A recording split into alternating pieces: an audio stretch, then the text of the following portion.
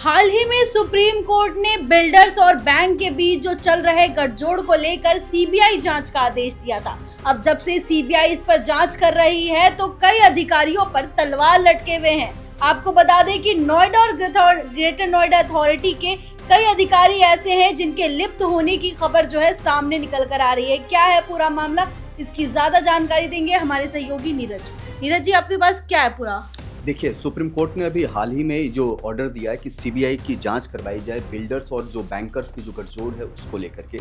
अब इसमें बड़ी खबर ये आ रही है कि सीबीआई ने अपनी ओर से एफआईआर दर्ज कर ली है, जांच शुरू कर दी है। और मुस्कान, आपको बताएं, जो ओएनओजी को जो सोर्सेज से जो जानकारी मिल रही है उसके मुताबिक कई अधिकारी संदेह के घेरे में हैं। दरअसल 2007 से 2012 के बीच में बड़ा खेल हुआ है मुस्कान। उस खेल के बारे में अगर मैं आपको बताऊं तो नोएडा और ग्रेटर नोएडा अथॉरिटी दोनों जगहों पर नियमों में बड़े सारे बदलाव किए गए और ये सारे के सारे बदलाव जो हैं डायरेक्ट और इनडायरेक्ट तौर पर बिल्डर्स को फायदा पहुंचाने के लिए किए गए हैं। आपको बताएं मुस्कान कि जो औद्योगिक विकास के लिए जो जमीन आरक्षित थी, मतलब कि जहां इंडस्ट्रीज लगनी थी, जहां ऑफिसेज लगने थे, उसको भी चेंज करके नोएडा और ग्रेटर नोएडा अथॉरिटी के अधिकारियों ने उसको बिल्डरों को दे दिया रिहायशी घर बनाने।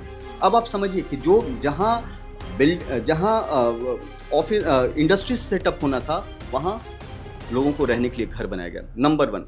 दूसरा, जो एक बड़ा गठजोड़ जो सामने आया है कि बिल्डर्स और बैंकर्स का, इन लोगों ने क्या किया कि बैंक्स के साथ एक ऐसा पैचअप किया, टाई अप किया और उसका सीधा खामियाजा उन लोगों को भुगतना पड़ा जो नॉर्मल होम बायर्स थे।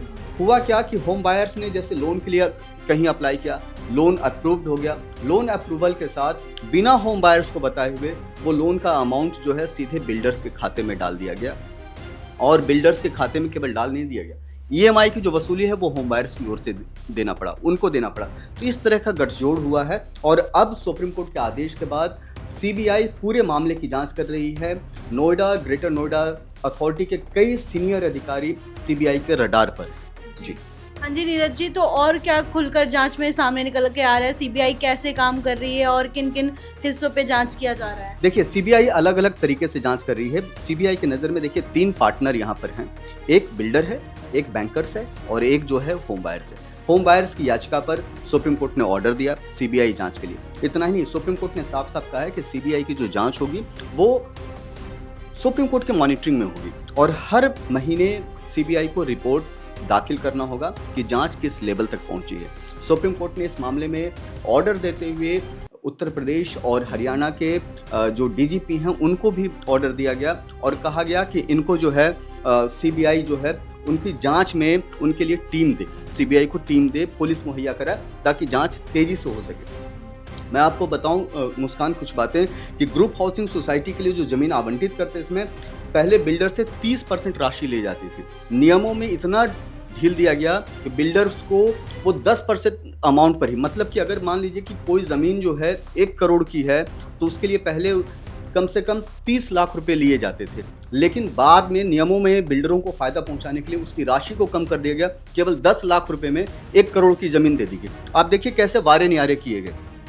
और नोएडा में कम से कम ऐसे 47 से ज़्यादा प्रोजेक्ट हैं, 47 प्रोजेक्ट्स ऐसे हैं और ग्रेटर नोएडा में 95 ऐसे बिल्डर्स हैं। 47 बिल्डर करीब नोएडा के और ग्रेटर नोएडा के 95 बिल्डर्स ऐसे हैं जिनको इस तरह की सुविधाएं दी गई। सबसे इम्पॉर्टेंट पॉइंट मुस्कान की, जब ज़मीन का आवंटन किया गया तो नोएडा और ग्रेटर नोएडा अथॉरिटी ने इतनी सी भी जांच उसकी नहीं की कि बिल्डर जो है उसका बैकग्राउंड क्या है, पहले में उसके पास कोई एक्सपीरियंस है या नहीं है।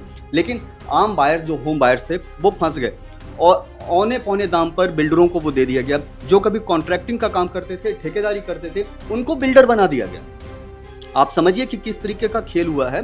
जो नॉर्मल कॉन्ट्रैक्टर हुआ करता था उस आदमी को बिल्डर बना दिया गया, जो टाइल का काम करता था वो बिल्डिंग कंस्ट्रक्शन का काम करने लगा। मतलब कहीं कोई नियम नहीं देखा गया, कहीं कुछ नहीं देखा गया और इस तरीके से औने पौने दाम पर पैसे खाकर, सीधा आरोप लग रहा है, होम बायर्स ने लगाया है कि पैसे खा करके बिल्डरों को ज़मीन आवंटित की गई। और अभी नोएडा और ग्रेटर नोएडा में कई ऐसे प्रोजेक्ट्स हैं जो 2012-2013 के हैं, जो आज तक न शुरू हुए और या शुरू हो गए तो कंप्लीट नहीं हुए।